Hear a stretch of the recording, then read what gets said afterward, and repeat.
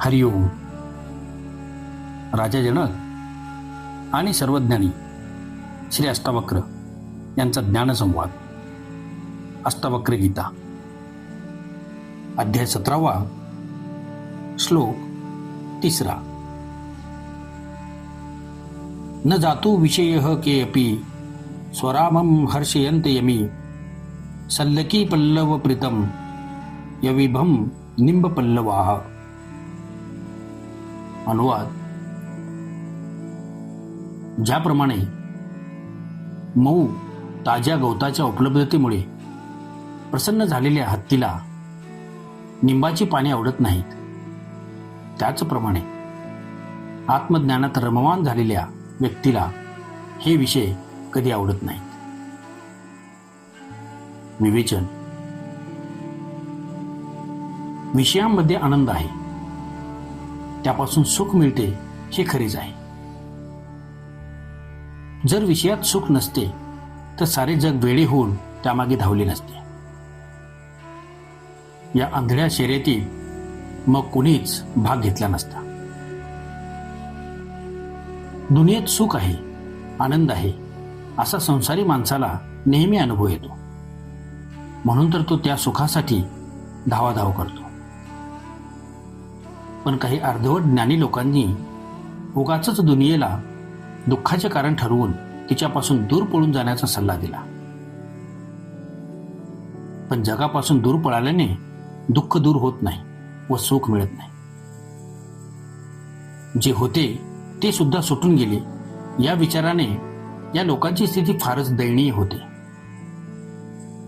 सर्व काही सोडून सुद्धा काहीच मिळाले नाही. मानसिक तृप्ती सुद्धा मिळत नाही. जे प्रत्यक्ष हातात आहे ते हातचे सोडून दुसऱ्या काल्पनिक बाबींच्या मागे धावणारा काही विवेकी नसतो, तो मूर्ख असतो. कशाचा तरी त्याग करणे, सोडणे ही काही ज्ञानप्राप्तीची पूर्ण शर्त नाही.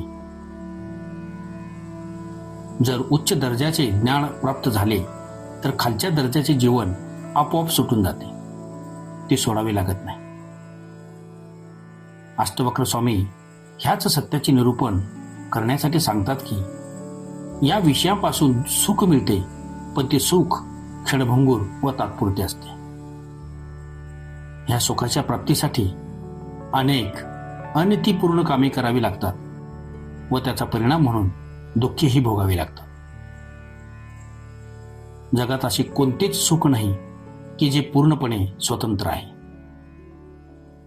सुख हे नेहमीच दुःखाशी जोडलेले असते, संयुक्त असते. शिवाय सुख सुद्धा चिरस्थायी नसून तात्पुरते असते. चिरस्थायी कायम टिकणारे सुख फक्त आत्मानंदाचे आहे.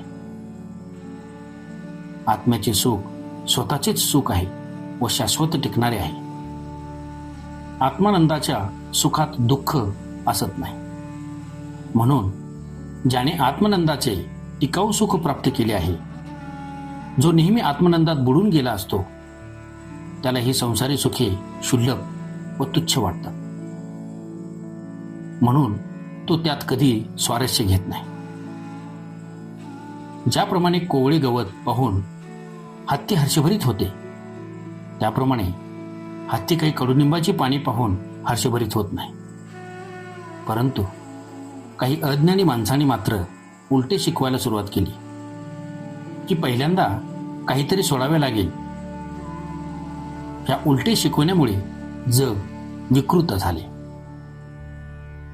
जे होते ते सुटले व नवीन काही मिळत नाही.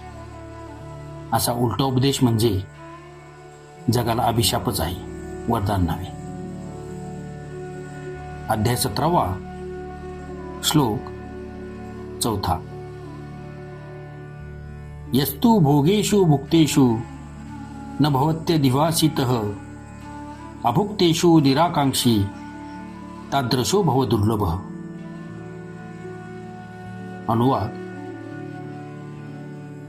जो उपभोग घेतल्या विषयाबद्दल मनात वासना ठेवत नाही, त्याचप्रमाणे त्याची पुन्हा प्राप्तीची इच्छा करत नाही, असा माणूस जगात मिळणे दुर्लभ होय. विवेचन. अष्टवक्र स्वामींचा सर्व उपदेश हा साधकांना करू इच्छिणाऱ्यासाठी नसून ज्ञानप्राप्ती झालेल्यासाठी आहे. ती साधना सूत्रे नसून आत्मज्ञानी माणसाचा व्यवहार कसा असतो हे सांगणारी ज्ञानी माणसाकरिता सांगितलेली सूत्र आहेत. ही आत्मज्ञानाची कसोटी आहे. साधना सूत्रे समजून याचा स्वीकार केल्यास चूकच होईल, ती एक दिशाभूल होईल. केवळ सर्व गोष्टींचा त्याग केल्याने आत्मज्ञान होत नाही. मुनिश्रेष्ठ अष्टावक्र स्वामी सुद्धा हेच सांगतात की आत्मज्ञान प्राप्ती झालेली माणसे जगात फार दुर्मिळ व फारच थोडी असतात. गीतेमध्ये सांगितले आहे की हजारो माणसात एखादाच अंतःकरण शुद्धीसाठी प्रयत्न करतो व त्यापैकी एखादाच दुर्मिळ माणूस आत्मज्ञान प्राप्त करू शकतो. ज्या विषयांचा उपभोग घेतला त्याबद्दल आत्मज्ञानी माणूस वासना ठेवत नाही, कारण तो त्याच्या आठवणीतून मुक्त होतो. जर त्याची वासना कायम असेल तर त्याचा अर्थ असा की त्याला आत्मानंद प्राप्त झालेला नसून विषयातील आनंदातच त्याला रस आहे. खरा आत्मज्ञानी भोग घेतलेल्या विषयाप्रमाणेच न भोगलेल्या विषयाबद्दल सुद्धा मनात कोणतीही वासना करत नाही, कारण अशी वासना, इच्छा त्याला पुन्हा विषयांकडे नेऊ शकते. एवढा संयम व नियंत्रण प्राप्त केलेला आत्मज्ञानी दुर्लभच असतो. तो आत्मा सदैव तृप्तच असतो. ओम शांती शांती शांती.